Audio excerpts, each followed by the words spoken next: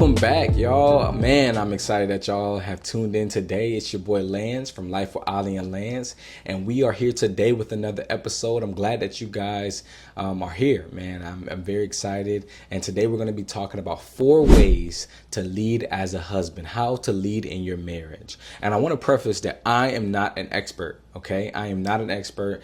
I don't know what I'm doing. I'm just trusting God, leaning on my community and leaning into my word and just allowing God to use me as he sees fit. I am not perfect. I have not perfected any of these ways, but these are the things that I've observed since being married for now 7 months. And what I think that young men, older men, people that aren't married should be looking at and looking forward to as they are preparing.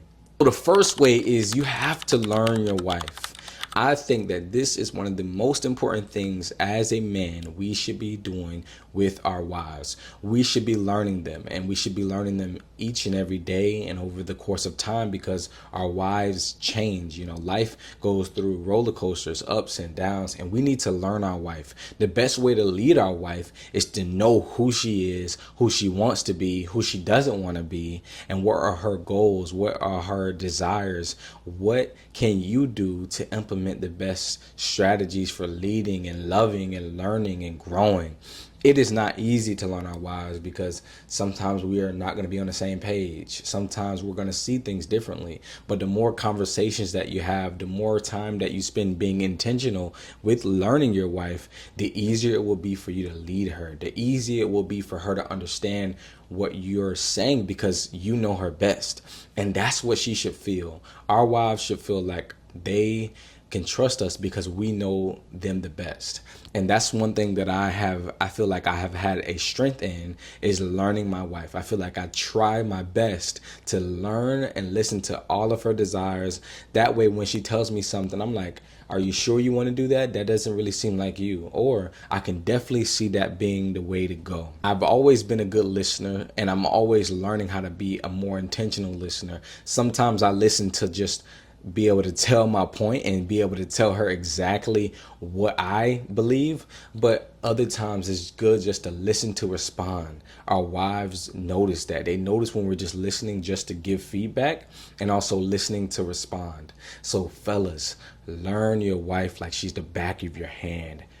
It will pay off. She will notice it, you will notice it, and it will make your marriage better. The second point is to commit yourselves to God. Fellas, that is the key. This is the hack that most men don't understand, is that when you are submitted to God, not just being a follower of Jesus, but submitted to God in every ways, letting him lead your path straight, your wife will submit to you on another level. And the reason being is, we learning from God and learning how to trust God and following his paths, our wives will notice that and say, you know what? I can trust him because I know he leans on the Lord. I know that he doesn't seek just his nature, but he seeks the divine nature of God for every decision that he makes.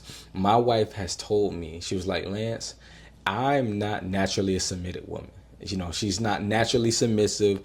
She grew up in for a single parent household for a little bit, and she had some rough situations with men in her life. So naturally, she was just like, Lance, I'm gonna be honest with you, I don't know if I'm gonna be able to submit and just follow you wherever you go.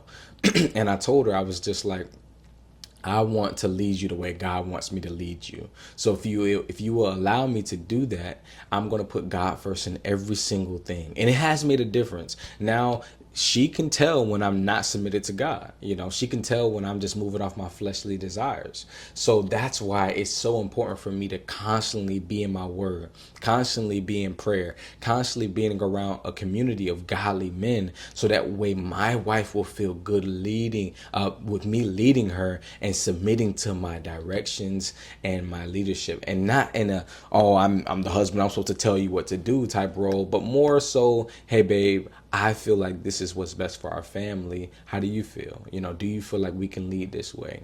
And it's not easy, guys. It takes time. Our society nowadays, we don't really like marriage. We don't talk about marriage much. We think that if you marry someone, you're kind of throwing your life away. But God loves marriage. He loves families. The more that you submit to God, the more that your wife will be submitted to you. And that's biblical, man. It is so important for us to have our relationship with God's right, because it ties to everything. How we love, how we react out of anger, how we communicate when we fight.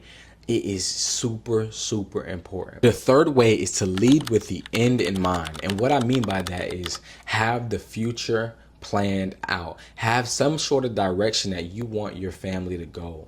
Your wife will notice that, and she will start lining herself up the way that you see fit, because you are setting your family up for the future. It's not the most common thing for us to always think about 5, 10, 20 years down the line. But it's very, very important, because a man with a plan is a man that knows how to line himself up and his family up according to what his plan is. So if you know that you have a 10-year plan of saving this amount of money, then maybe 3 vacations a year won't work, but 2 will, you know? So having that conversation with your wife, she can trust you with her finances. She can trust you with retirement. She can trust you to be able to provide and take care of the family.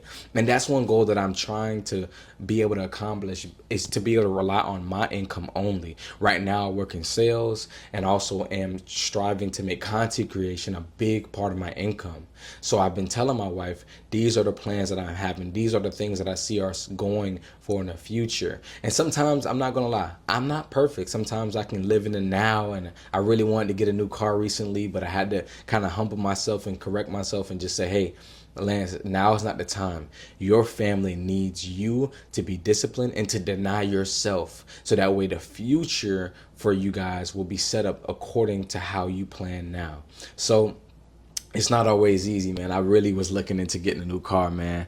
My car is breaking down. I got a Volkswagen Jetta 2014, and man, it's been giving me problems. It's expensive to fix, but I'm like, I'm gonna ride that as much as I can and as long as I can, because I don't have any car payments right now, and I will be hopping into car payments. So vulnerability moment, I don't think it's best for our family to add on more debt. I have a little bit of credit card debt that I'm trying to get rid of. So that is just an example of trying to think about the future, leading your family for the future, not just thinking about the now. I think that it's the man's job to be able to provide for the family and to be able to set his family up. Not saying that women can't provide and that women shouldn't provide, but I believe that when you have a man that is providing for the family, and you have a woman that is nurturing the home and praying over the home and being able to spend time with kids, I believe that that's the way that it is designed for us to do.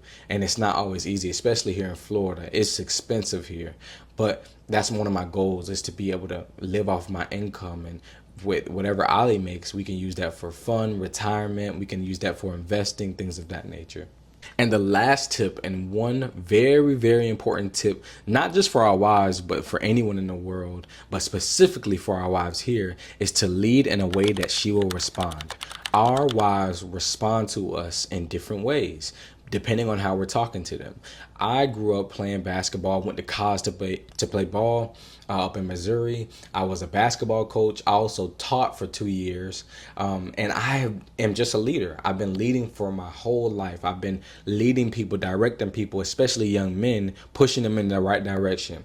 One thing that I can't do is tell my wife what to do like I'm telling one of my kids, one of my mentees. It just doesn't work that way. My wife will not respond that way. We go to the gym together a lot, and because we're trying to get in shape.